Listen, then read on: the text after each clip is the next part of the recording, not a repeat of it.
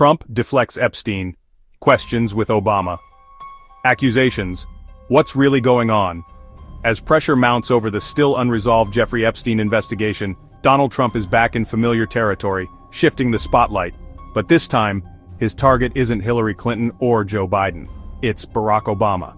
Let's unpack what happened this week, what Trump is actually claiming, how Obama's camp is responding, and why this tactic feels all too familiar. What triggered this? On July 22nd, the Justice Department confirmed that Ghislaine Maxwell, the longtime Epstein associate convicted in 2022, is now cooperating with federal investigators. Her testimony may lead to further revelations about Epstein's alleged network of elite clients. Naturally, questions turned to Trump, who had passed social ties to Epstein. But instead of directly answering, he launched a counterattack. Trump's accusation, the real witch hunt.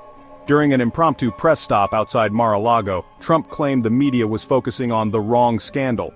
The witch hunt you should be talking about is that they caught President Obama absolutely cold. He accused Obama's administration of suppressing intelligence during the 2016 election, falsely alleging that they knew about Russian interference but hid it to help Clinton. He went so far as to call it treason. He also referenced a bizarre AI-generated video of Obama in handcuffs that had been circulating in fringe circles, calling it shocking, and not that far from the truth. Obama's team responds. Obama's spokesperson wasted no time. "This is ridiculous and dangerous," the statement read.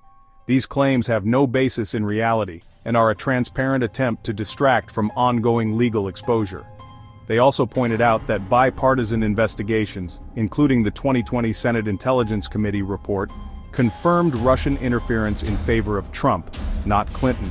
In other words, there's no evidence behind Trump's accusations, but that hasn't stopped them from going viral in the usual places.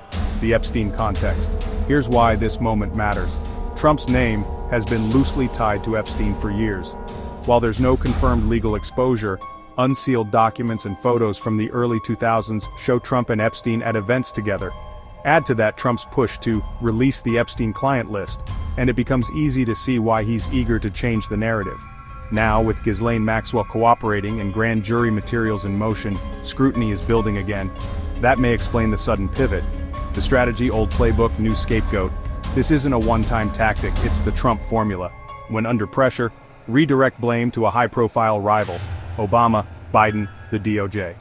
Reframe the narrative as political persecution or deep state manipulation. Flood the zone with alternative storylines, AI videos, quote montages, memes. The goal? Confuse the audience, shift the headlines, keep the base angry and loyal. Why this is dangerous. Weaponizing disinformation isn't new, but invoking treason while deflecting from one of the most disturbing criminal investigations in recent American history is a particularly dark move. And while the Obama accusations are baseless, they are still generating online traction. In the post-truth era, virality often matters more than verification. What happens next? Here's what we'll be watching.